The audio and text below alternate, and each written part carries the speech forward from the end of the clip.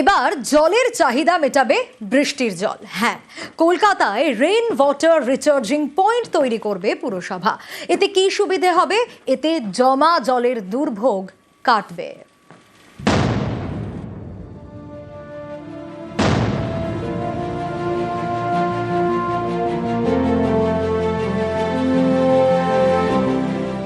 Kolkata, the city of joy. বৃষ্টিতে জল দাঁড়ায়। এই বৃষ্টির জলকে কাজে লাগাতে চায় কলকাতা পুরসভা। বৃষ্টির জল পরিশ্রুত করে পাঠানো হবে ভূগর্ভস্থ জলের লেয়ারে, বাড়ানো হবে খাবার জলের স্টোরেজ। কলকাতায় তৈরি হবে rain water harvesting and underground recharging point. Water recharge করতে গেলে ইনস্ট্রুমেন্ট বসাতে হয়, তখনই ওয়াটার রিচার্জ হবে যখন বৃষ্টি হবে। বৃষ্টির সময় তার আগে তো হবে না। ওই প্রজেক্টের মধ্যে আছে এই কাজটা করতে হবে, এই জন্য আমরা এই কাজটা করছি।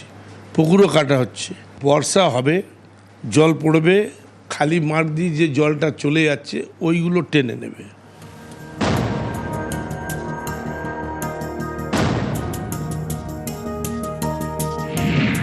কলকাতায় 45টি রেইন ওয়াটার হারভেস্টিং পয়েন্ট তৈরি করবে পুরসভা।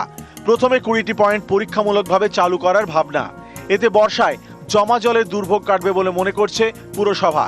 এই কাজের জন্য বিপর্যয় মোকাবেলার বরাদ্দ থেকে 500 কোটি টাকা পেয়েছে কলকাতা পুরসভা। রাস্তার নিচে তৈরি করা হবে ওয়াটার প্ল্যান্ট। এর জন্য ম্যানহোলের কিছুটা নিচে বসানো হবে রেইন ম্যাক্স ট্যাঙ্ক। ম্যানহোল থেকে জল ঢুকবে ট্যাঙ্কে। এই ট্যাঙ্কে থাকবে একাধিক লেয়ার। উপরে থাকবে গ্রাভেল সেল, তারপরে 4টি ফিল্টার।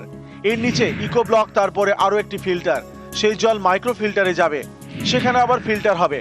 তারপর তা পাঠানো হবে ভূগর্ভস্থ জলস্তরে। মাটির 90 ফুট নিচে বালি মাটির ইকো লেয়ার রিচার্জ করা হবে পরিশ্রুত জল। এই ভূগর্ভস্থ জল তুলে ব্যবহার করা যাবে, খাওয়াও যাবে। কলকাতা যেহেতু মাটির নিচে 40 ফুট নিচে প্রায় একটা কাদার লেয়ার আছে, আমাকে অ্যাকুইফায়ারে যেতে হবে। অ্যাকুইফায়ারে যেতে গেলে যেই জলটা ঢোকাবো সেটার অবশ্যই মনিটরিং দরকার, ঠিক জল আমরা ঢোকাচ্ছি কিনা। পুরসভা মনে করছে বৃষ্টির জল ব্যবহারে বদলাতে পারে কলকাতার জল ছবি। জলের স্টোরেজও বাড়বে। পুকুর কেটে রেইন ওয়াটার হারভেস্টিংয়ের পাশাপাশি আন্ডারগ্রাউন্ড ওয়াটার রিচার্জ পয়েন্ট তৈরি করবে কলকাতা পুরসভা। এজন্য যেখানে বৃষ্টির জল বেশি জমে সেখানে 500 বর্গফুট জায়গার মধ্যেই এই রিচার্জ পয়েন্ট করা হবে। প্রায় 20টি রিচার্জ পয়েন্ট আপাতত হলেও 45টি এরকম রিচার্জ পয়েন্ট করার চিন্তাভাবনা কলকাতা পুরসভার।